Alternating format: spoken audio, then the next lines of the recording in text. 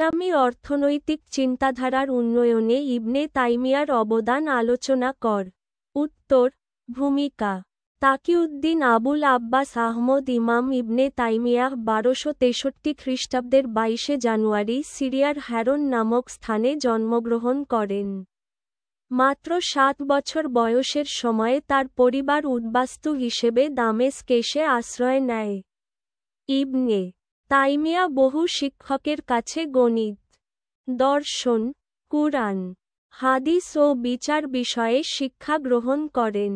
শিক্ষা গ্রহণ শেষে তিনি ইসলামের এচার ও প্রসারের কাজে আত্মনিয়োগ করেন।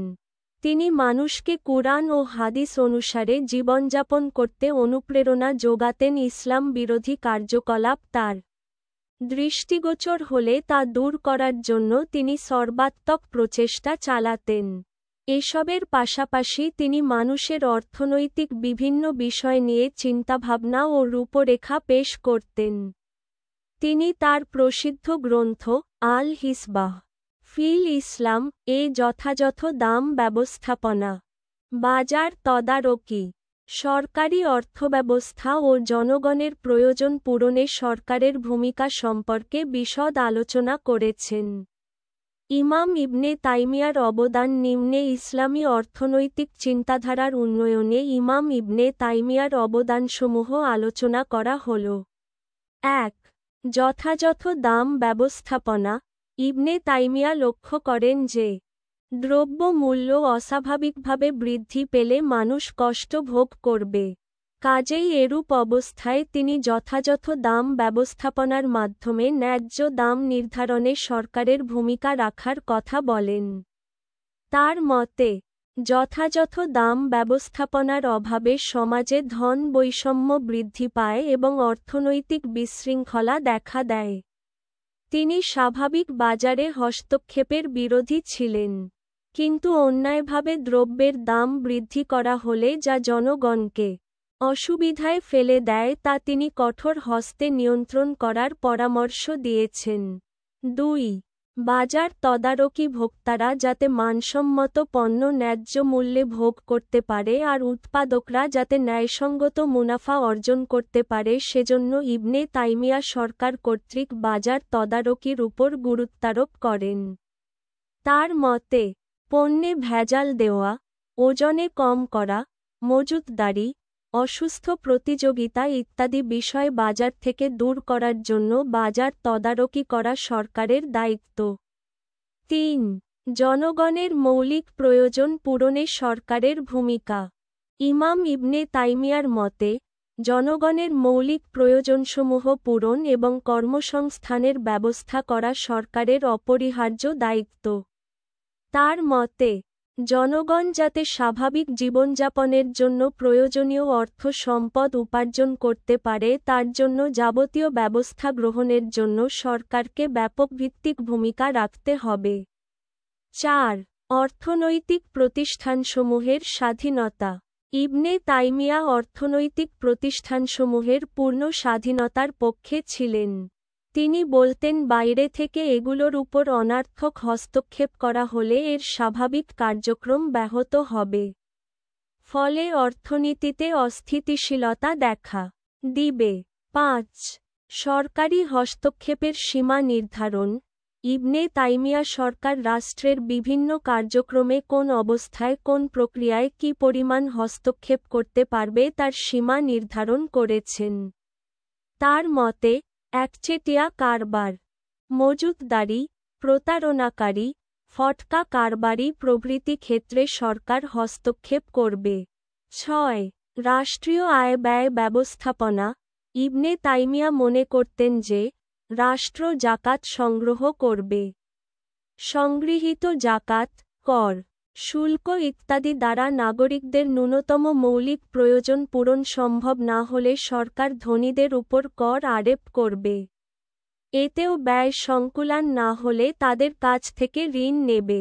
এরপরও ঘাটতি থাকলে ধনীদের উদ্বৃত্ত সম্পদ বাজেয়াপ্ত করার পক্ষে তিনি মত প্রকাশ করেন। ৭. নৈতিকতা।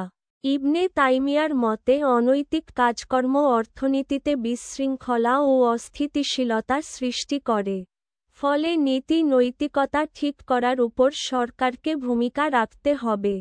তিনি সমাজ থেকে দুর্নীতি উৎখাত করার ব্যাপারে জোর তাকিদ দেন এবং এর উপায় বাতলে দিয়েছেন। ৮. লেনদেনের ক্ষেত্রে চুক্তি। তিনি লেনদেনের ক্ষেত্রে চুক্তিসমূহ পবিত্র কুরআন ও হাদিসের নীতি অনুযায়ী করার উপর গুরুত্ব দেন। তিনি বলেন চুক্তি পারস্পরিক সম্মতি, উপযুক্ত সাক্ষীর উপস্থিতিতে লিখিতভাবে সম্পাদিত করতে হবে। এক্ষেত্রে কোনো ধরনের ঠেকায় ফেলে বা অত্যাচার নির্যাতন করা যাবে না। ৯. ব্যক্তি মালিকানা। ইবনে তাইমিয়াই প্রথম ব্যক্তি যিনি ব্যক্তি মালিকানার পক্ষে মত দেন। তার মতে উৎপাদনের উপকরণসমূহ ব্যক্তি মালিকানায় রাখা প্রয়োজন। তিনি এক্ষেত্রে অযাচিত হস্তক্ষেপ করার বিরোধী ছিলেন। ১০. হিসবাহ প্রতিষ্ঠান। ইবনে তাইমিয়া সমাজ থেকে সকল প্রকার অন্যায় দূর করার জন্য হিসবাহ প্রতিষ্ঠার কথা বলেন।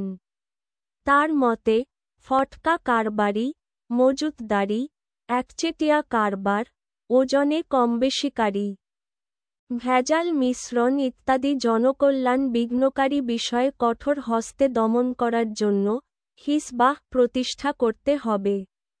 হিসবাহ সরকারের একটি অঙ্গ প্রতিষ্ঠান হিসেবে সকল অন্যায় ও দুর্নীতি তদারক ও নিয়ন্ত্রণ করবে। ১১. ক্ষুদ্র ব্যবস্থাপনা। ইবনে তাইমিয়া ক্ষুদ্র ব্যবস্থাপনার উপর অধিক গুরুত্ব দেন।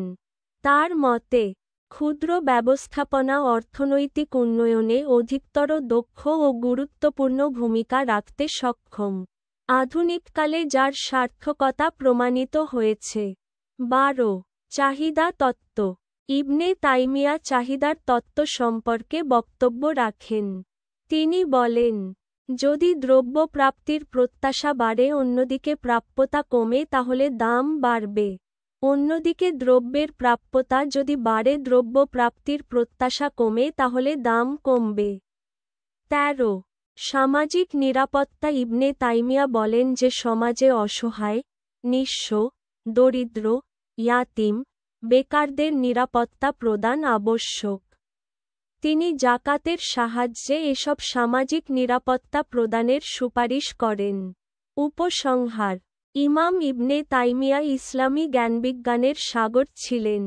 আজ থেকে প্রায় ৮০০ বছর পূর্বে তিনি অর্থনীতি সম্বন্ধে যে আলোচনা করে গেছেন তা বর্তমানে অর্থনীতিবিদদেরও চিন্তার খোরাক যোগায়। বিশেষ সম্পদের মালিকানা।